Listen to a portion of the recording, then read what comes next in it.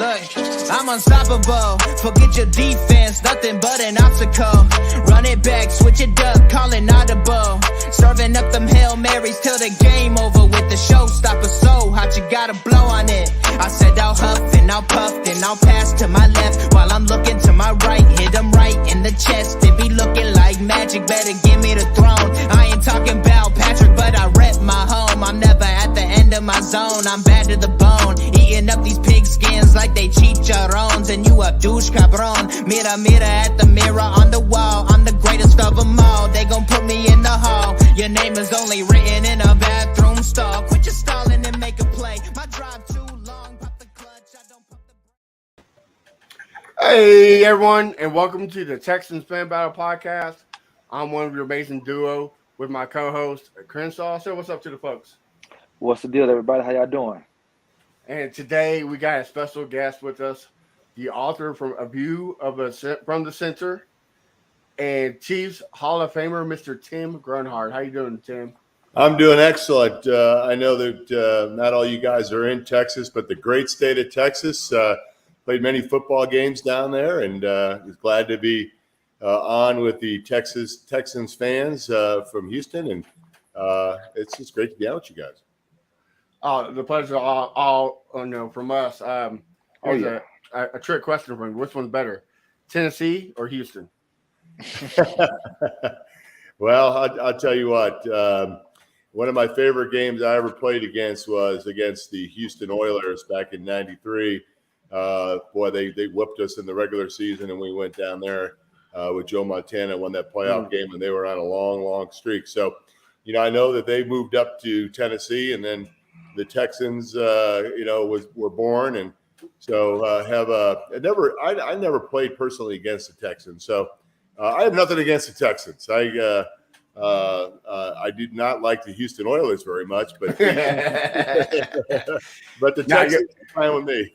Well, was that the year y'all beat us to go to the AFC Championship, correct? It was, yeah, it was. I remember. Went up to Buffalo, and Joe Montana's head smashed against the cold turf, and it was all over from there. So yes, I remember that. That's one of the many times the Bills just couldn't pull the trigger. Go. Yeah, they seem to get to the Super Bowl many times in the '90s, and couldn't get it done. But they fine organization up there, and when you talk about Texas, I coached at the University of Kansas for 3 years. And went down and recruited Houston, and went down and recruited the state of Texas, and some great high school football down there. And really, when you think about football, and you got the Texans, obviously, you got the Dallas Cowboys, obviously, but you got some great colleges. Obviously, the Big 12 is basically the Texas league, and then, right. and then of course high school football. So that's really kind of the heart of football, I think, is in Texas. Yeah, I used to be working construction when I was working, lived down there in Texas, and I helped build the Allen High School stadium there over by Dallas. And I'm telling you, I think it was like almost $2 billion or something like that. They said it was a crazy amount of money, and that looked better than a lot of college stadiums. I was like, geez. I mean, they love their high school football down there. They absolutely do. There's some cathedrals down there for, and of course the show, Friday Night Lights, the movie. You watch that and you see the rivalries and the way that football is treated. Unbelievably sacred down in Texas, and they live and die with their high school football.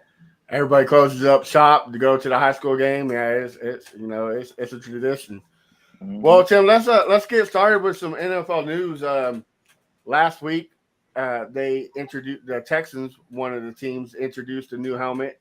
The Panthers did this week. The Patriots are bringing back the old Pat, and I forget his name. They have a name for him, but I forget it. And the Falcons and I believe the Eagles all have throwback helmets. Which one? You don't have to be biased, but we'll give you extra credit if you choose the Texans. But which one's your favorite so far? I really haven't seen too much of the new helmets coming out. I know that they're kind of cool. And I kind of like that. I kind of like changing things up. And listen, it's all about the dollar sign. It's all about money. And anytime you introduce a new product, you sell a bunch of hats, sell a bunch of shirts, and the NFL is taking advantage of that. But I will say this: I know, I played for Lamar Hunt, who is a real big time traditionalist, and Clark Hunt's doesn't fall too far from the apple, don't fall too far from the tree there. So I don't think the Chiefs are going to change up too much. But I like it. I like when it spices things up. New helmets, new uniforms, those kind of things. I am a kind of an old school guy, but it is kind of neat to see the new uniforms and new helmets coming out. Yeah, most definitely. Chris Hall, why is it the Texans? Why is it the best one? Because I haven't seen the others. I'm with you, man. I haven't seen any of these helmets. I better go take a look at them when this podcast's over. I haven't seen any of it because I know I'm going to be asked again. But it's that time of the year. It's kind of that calm before the storm, and a lot of the teams are starting to report. I know the Chiefs packed up all their equipment. They moved up to St. Joe, and I'm sure the Texans are getting ready to roll. I think most of the rookies start reporting this weekend. So NFL football is right around the corner, and I think we're all ready for. Man, I'm telling you, crack it again. I'm ready to hear the sound of helmets clashing, shoulder pads hitting. I love baseball, and I like summer league basketball, but it's just football is just there's something about it. Butter. Right. Well, other news, the Texans settled with 30 of the plaintiffs with the whole Deshaun Watson case. Of course, Deshaun settled 20 out of 24. So there's hints that there might be 6 more added to the case. The Texans owner and the McNair family, they said that they did it in good faith of the women. And the NFL, the HPD, and a couple other agencies found that the Texans had no wrongdoings in the whole debacle. So they just did that to say, hey, we support you as a woman. So I started off with you, Crenshaw. What is this a good move, bad move, and how does this make Deshaun Watson look? It makes him look bad because I feel like he should have settled last year and all this could have been behind him. But the more you prolong it and trying to fight it, I mean, it's a good thing to try to clear your name, but no matter what, if you wrong or not wrong, it's still going to be a bad taste in everybody's mouth about you. I think what the Texans did was really, really good. Get it out the way. Don't have to bring it back up again. I hope Deshaun could do the same. Really, I'm ready for the whole thing to be over with because it's been, 17, 18 months talking about the same thing over and over and over again. So I'm ready for him to, get a suspension done, get it over with, put all this behind us, and let's start football. Right. And before I take it to our guest, Sue Robinson is close to. She wants them to kind of decide on their own, but it looks like she's gonna have to step in. If she does do a 4-game suspension, do you see the NFL taking that 4-game suspension, or do you think it's gonna be longer, Crenshaw? It has to be longer because they're gonna have another Ray Rice situation when they gave him a short suspension. And then the backlash came back out. She has to set an example for all the women. You're a woman yourself, so you can't give them a 4-game suspension. Give them 12 games. 12 games. To me, 12 games is good. I mean, a full season would be good, but 12 games is good. Let him play the rest of the year so he can, get acclimated with his teammates and everything and get ready for the following season. But 4 games, that's not enough. I mean that he still won at the end of the day. And what happened to the women, it's like, okay, so that's how he gets 4 games, and they can't count last year as a whole season missing because that was by choice. So they can't count that either. Yeah, I agree. Tim, to you, the first question to you: do you think that was a smart move on the Texans to show good faith to the women, and what do you think about Deshaun kind of dragging his tail on settling? Well, let's first start with Houston and the Texans organization, and that was a good move from them to stand by the women and believe what they were saying and take care of them and like Crenshaw said, you're never really going to put it behind Deshaun, and you really can't put it behind the women, but they settled it, and they got some of the respect back. I think the women got some of the respect back, which is important. And listen, you just can't do those kind of things. And so when you talk about Deshaun Watson, I think I agree with Crenshaw. I think 4 games isn't enough. I would expect at least half of the season. Other guys have been suspended for more games for doing, I think, less. And the NFL PA is going to fight it. They're always going to stand up for their player. But listen, the NFL is its own entity, and they can make their decisions. And whether he was found guilty or not guilty, whether they believe him or don't believe him, it's all about protecting the shield. It's all about respecting the integrity of the game. And so I think in the long run, you're going to see Deshaun Watson suspended for at least 8 games. And hopefully he learned his lesson from this. And listen, I never want somebody not to have an opportunity to make a living. He's a very talented person. He's worked very, very hard to be the football player that he is. And listen, you want people to be able to take advantage of the opportunity of what they work for. But you got to also learn lessons. In the NFL, the one thing I know about the NFL is they always are going to try to protect that shield. That shield is important. If it loses integrity, if it loses some of its luster, the billions of dollars that people pay to watch the games, the billions of dollars that people buy in merchandise. We talked a little bit about the new helmets and the billions of dollars that people spend going to these games. The product itself has got to be upstanding, and that's really important to the NFL. And I think Roger Goodell is going to take what the judge says, but he's going to do what he wants to do through the people that he visits with and has asked questions to try to get this thing settled. So it's not an easy subject to talk about. We don't want to talk about this. This is the way it is, but it's been a story. We want to get back to talking about football, talking about X's and O's and Jimmys and Joes. But right. In situations, we just got to visit with them and hope this all is put behind us and the NFL can move forward. And Deshaun Watson. Most definitely.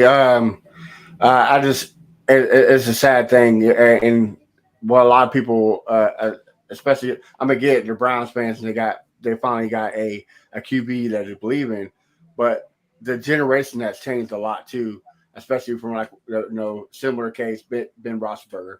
It's completely the Me Too, the women's rights that are just happened. A lot of women are angry. So, I mean, Goodell has to take that in consideration. So you can't just sit there with your thumbs, Absolutely. The other thing is, and you guys know this about as well as I do, that the fastest growing fan base right now are women in the NFL fan base. They buy as much products as anybody else. They go to the games. They're very excited about it. The last thing the NFL needs is to upset, a growing fan base. So, they have to do the right thing. I think they've done the right thing. Hey, listen, Deshaun Watson didn't do the right thing. He made a mistake. He did some things that you just can't do. He's got to pay for it. He'll pay for it both with money. He'll pay for it with games not played. And also, your reputation, you never get that back. It takes a lifetime to build a reputation up, and then you can burn that reputation in one decision. So, that's one of the things that Deshaun Watson's going to have to live with. All right. Well, Tim, let's get to why we're here. We got the matchup. You got the Chiefs Kingdom versus We Are Texans. Before we jump into the Chiefs off season, the Texans didn't make a lot of splashes except for getting rid of the person we just talked about. What was your thoughts on the Texans offseason? Were you a fan of them? Didn't really pay attention, or they could have done more? Well, yeah, I haven't really paid too much attention to some of their offseason moves. I did see their draft. I liked some of the things they did in the draft. Listen, I think it's an organization that it's kind of starting over a little bit. They have some new personnel in there, which I think is a good thing. I think that that they have an opportunity to kind of build and to get that train rolling again. They got a new conductor, and so we'll see what happens with that. But hey, listen, everybody starts out. The great thing about the NFL, and your fans know that, and we know it. Everybody's excited when the season starts. When the baseball season starts, you can name about 4 or 5 teams are going to be in the playoffs in the World Series. In the NFL, every year, everybody has an opportunity. So the Texans are a team that will have an opportunity to go ahead and like the Cincinnati Bengals last year. Nobody expected the Cincinnati Bengals to be in the Super Bowl, and they were. And they beat the Kansas City Chiefs at home. They were the team that everybody thought was going to be in the Super Bowl. So that's the beauty why we all love the NFL. That's the reason why the NFL is so successful. That's the reason why people gather around their TV sets in Houston and in Kansas City and in Cincinnati and in Dallas, everywhere, because every week you have an opportunity to win. Every season you have an opportunity to go to the Super Bowl and have a successful season. So, and there's no tanking in football. You can have tanking in baseball where a team, listen, the Houston Astros, you guys probably are familiar with them.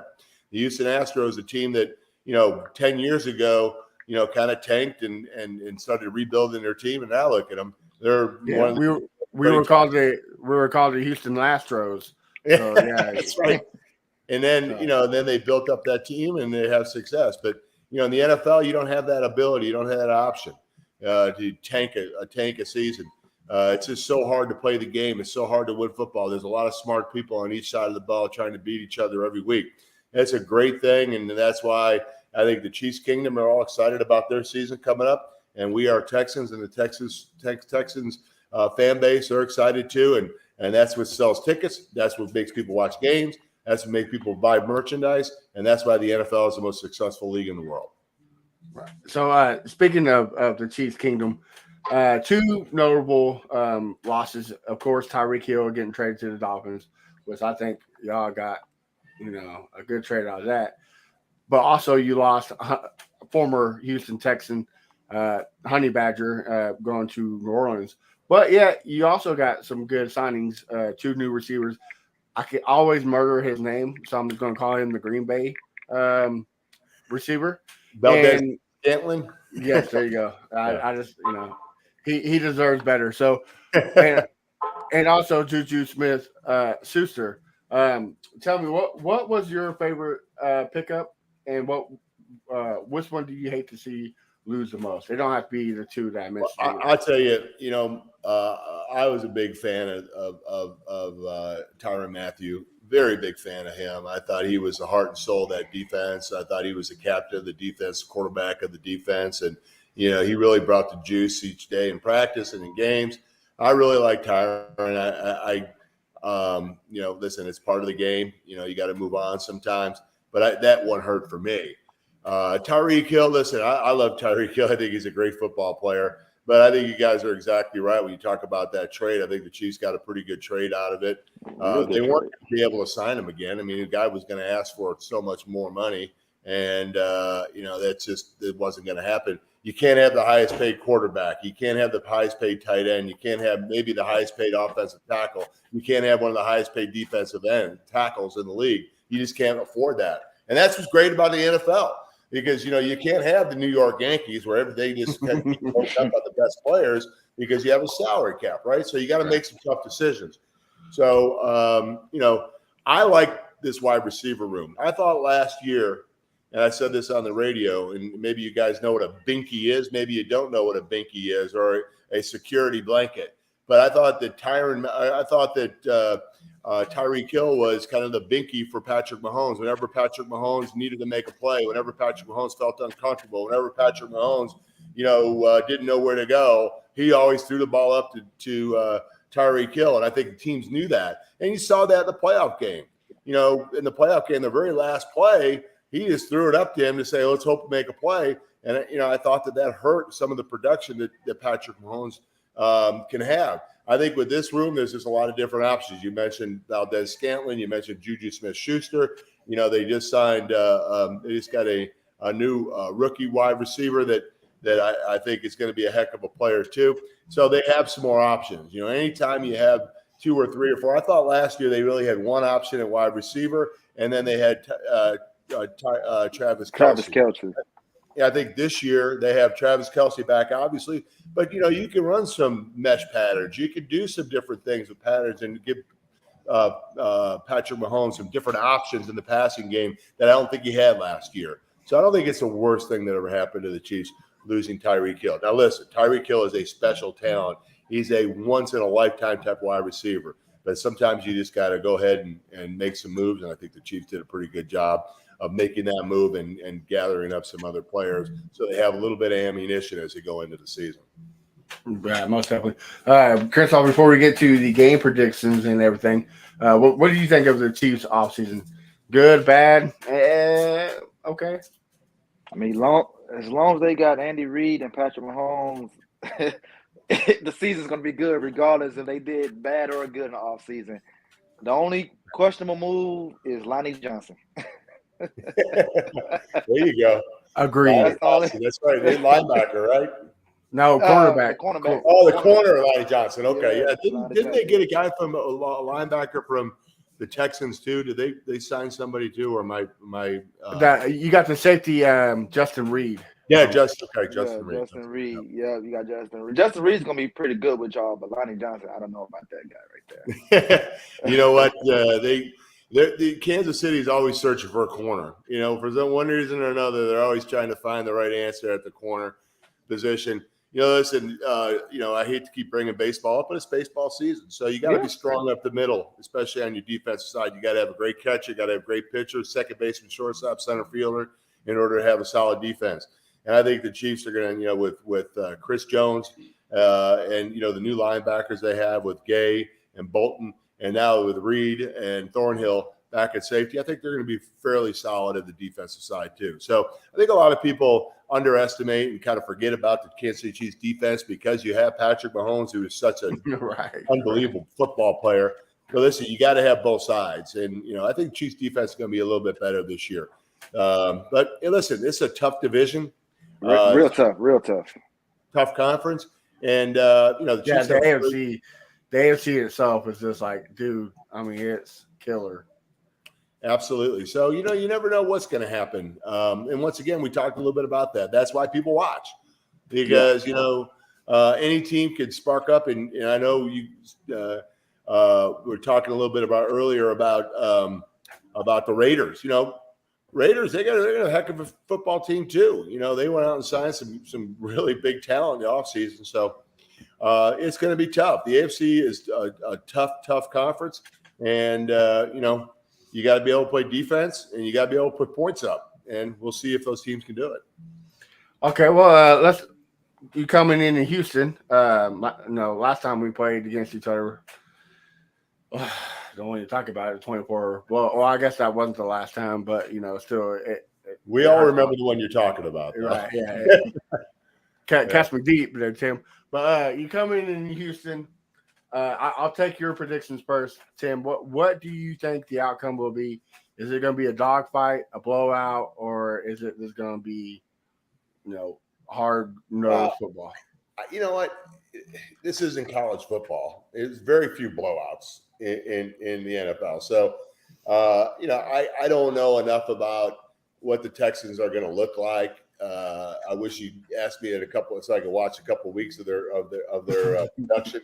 So I really don't know. I don't have a good feel for what they're going to be all about. But I think it's going to be a close game. I obviously think the Kansas City Chiefs are a better football team right now because they just have a better quarterback. Listen, the NFL is a quarterback-driven league. Let's just face it.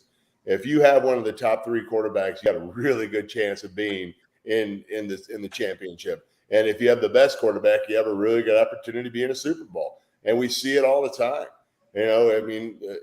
Look at the last couple of Super Bowls. It's the superstar quarterbacks get the teams there. So, if you guys feel comfortable with who we're going to put out there at the quarterback position, you think he's a guy that could lead you to winning a bunch of big games, then, we'll see if that works out. So, right now, if you have Patrick Mahomes and just like Crenshaw said, you have Patrick Mahomes and Andy Reid, and you got that offense clicking, they're going to be hard to beat. But, definitely.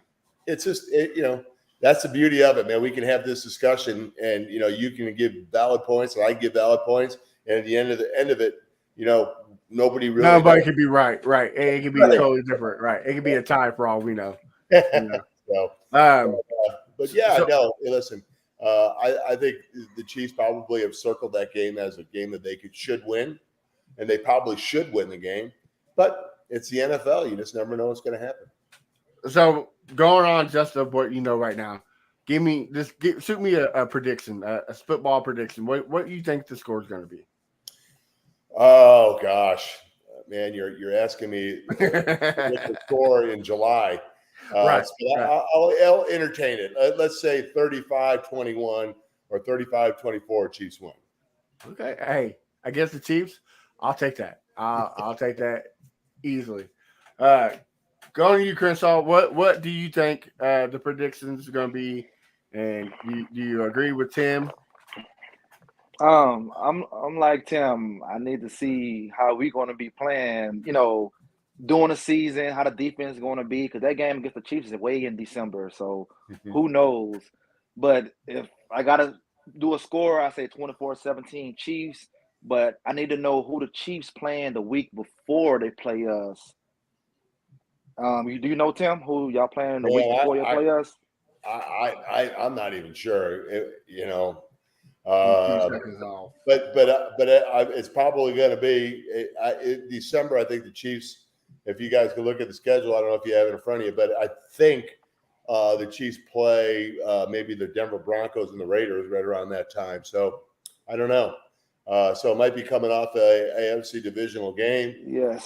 But like before and after, I didn't know you play Denver before us, and then you play Seattle after us. Right. That's what I thought. It's probably Denver. I think it's Denver at home. So if it's Denver, it is at home.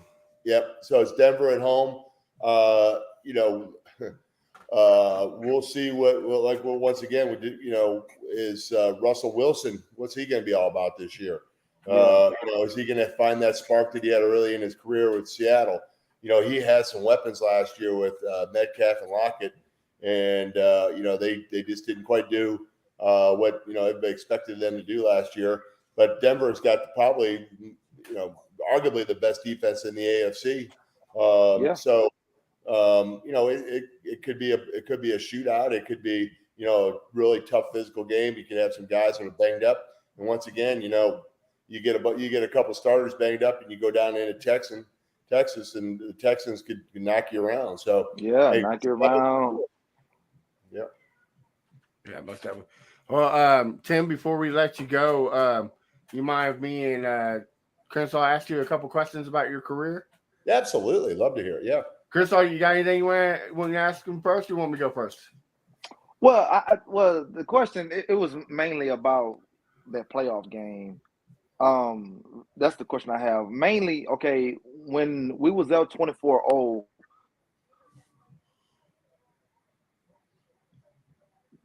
can't hear you. I think we lost you there. In the stadium, in the press box, what were they saying when it was up 24-0? Okay, we lost you there for a second. Start over. I think I got the gist of the question. Yeah, so the Texans are up 24-0.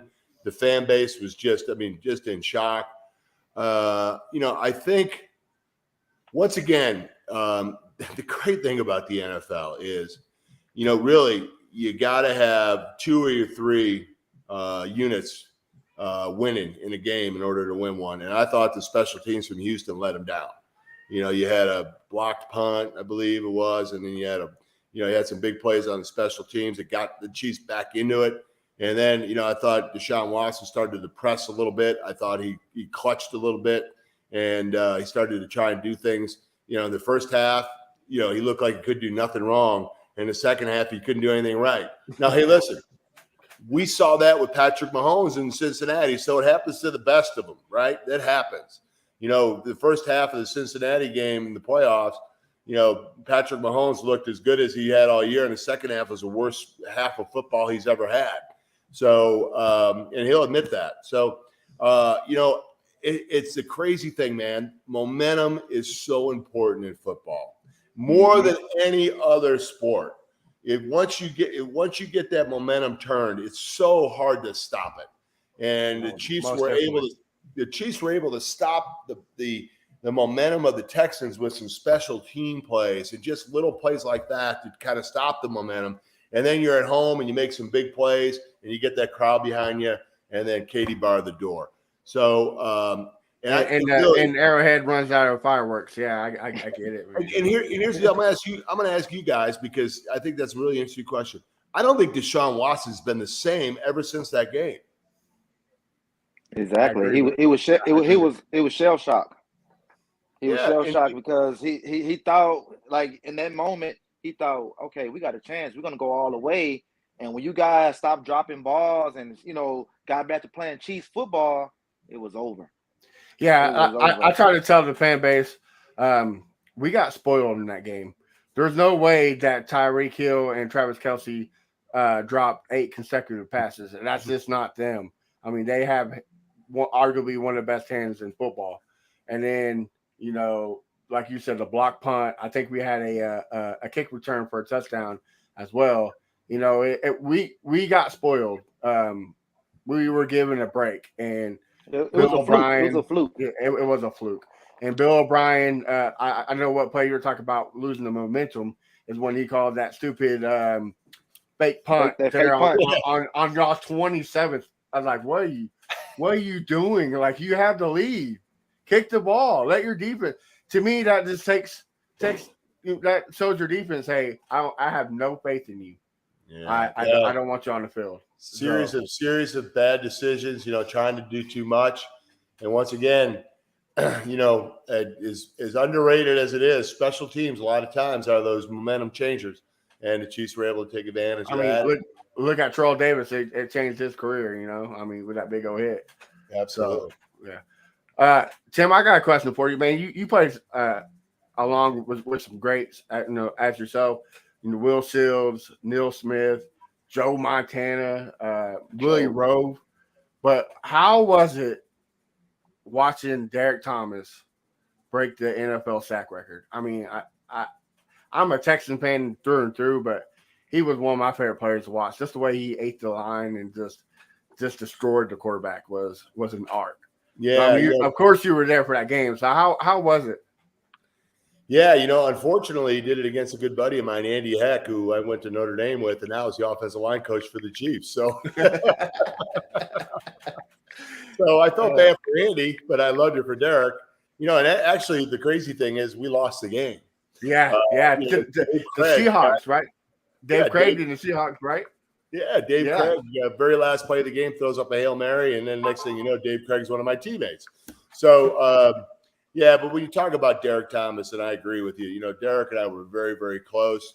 Hey, listen, we had really not much in common. I was from Chicago. He was from down in Miami. I went to Notre Dame. He went to Alabama. He was a defensive guy. I was an offensive guy. But we just were very, very close, and he's one of my favorite people in the whole world. And when he passed away, it just broke my heart. But Derek Thomas was one of the finest football players.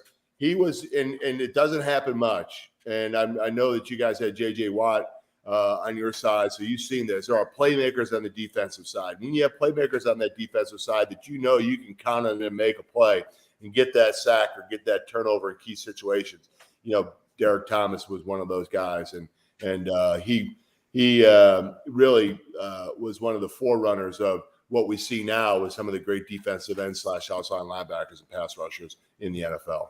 Yeah, I think he did set the tone on the edge, of great people like Khalil Mack, J.J. Watt. They just set the blueprint. Man, I tell you, my dad was from Kansas, so I did watch a lot of Kansas City football. But I was Order Blue till the day I died.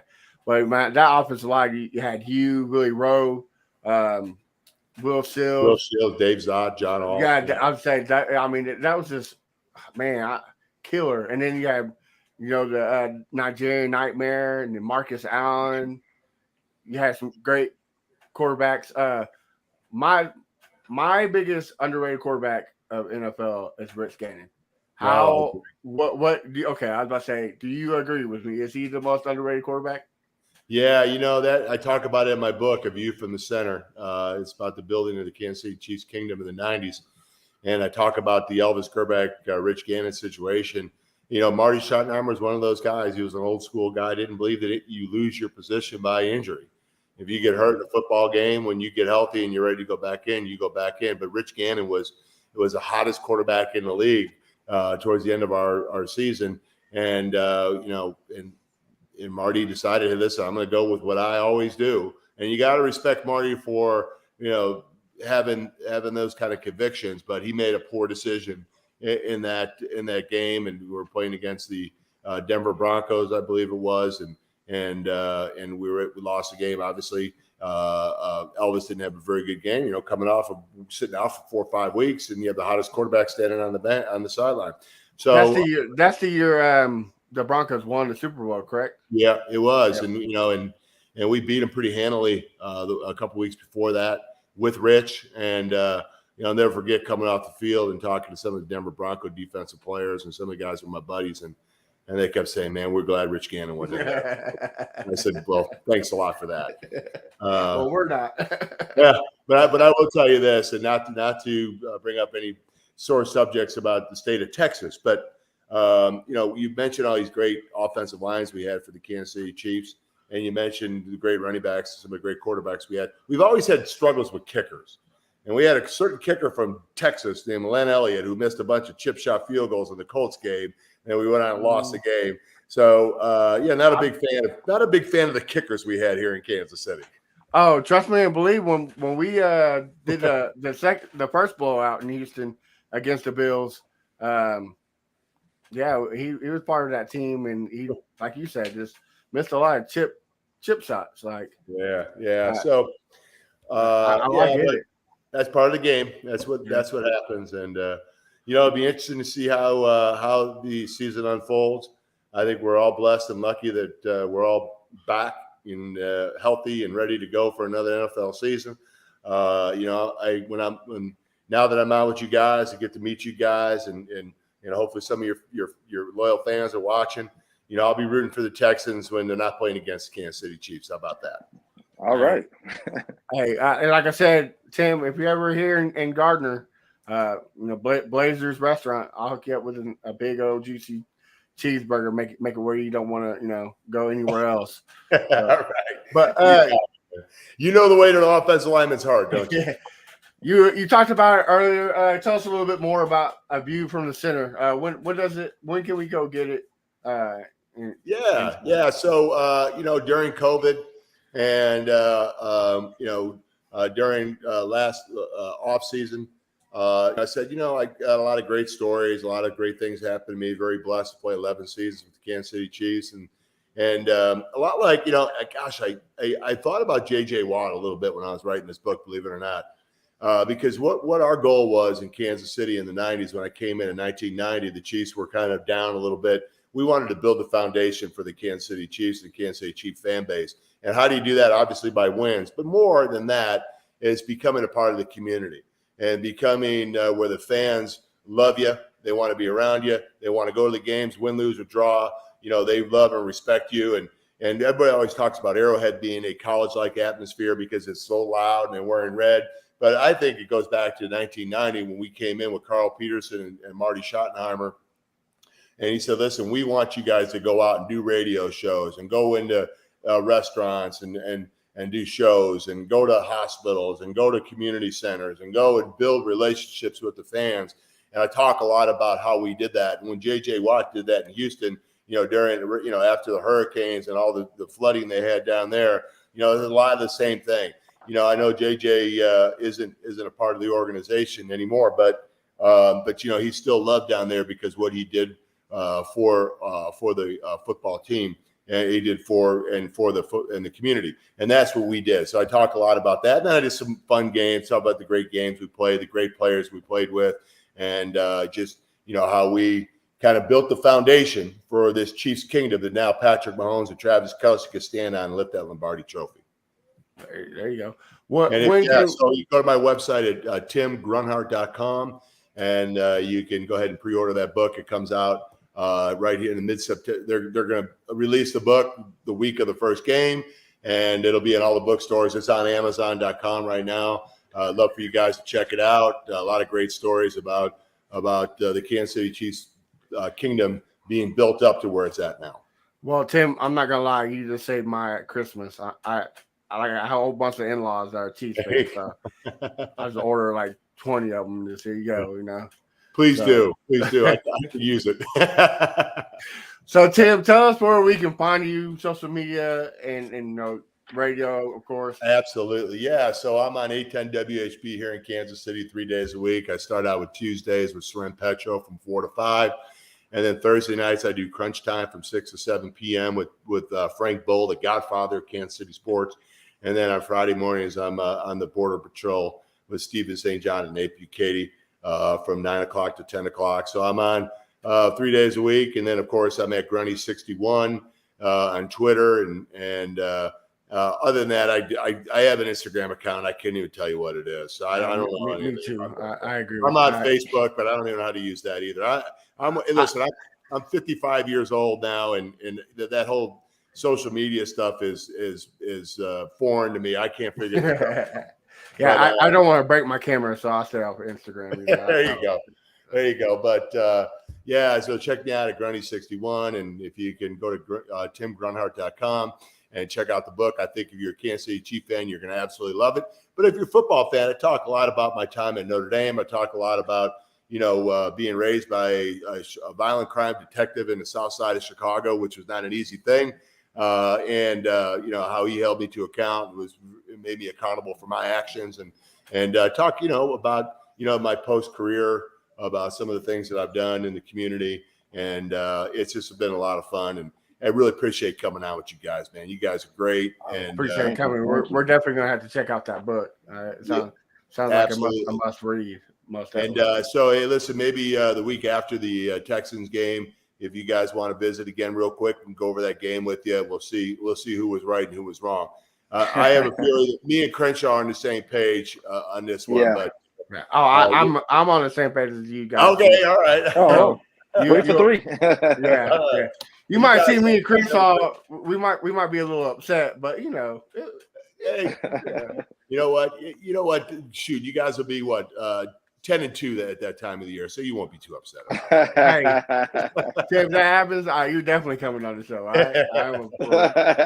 I'm buying 50 of those books, like for sure.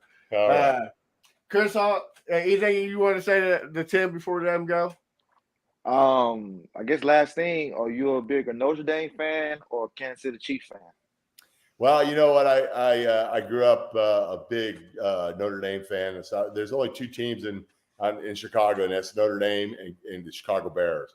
So I grew up a huge Chicago Bear fan. 1985 Bears. What talk about real defense? Now, that was a tough defense. Yeah. And then of course Notre Dame. I went to Notre Dame, played there. Met my wife there. I had a son who played football there. I had 2 other kids that went through school there. So yeah, Notre Dame's in my blood. It'll be interesting to see what Coach Freeman does, man. I'm rooting for him big time. I think he's a great, great young coach, and exactly what Notre Dame needed. But who knows, man? You don't know what's going to happen. A first-year coach, first-time head coach, playing with that schedule. They open up against Ohio State at Ohio State. Not an easy game. And, whether they're going to be independent or they're going to go to the ACC or they're going to go to the Big Ten or what they're going to do, something's going to happen. But it'll be interesting to see how they play this year. But once again, I had to just reiterate it again. The heart. I'd say this if I was talking on the Kansas City radio station. The heart of football is in Texas.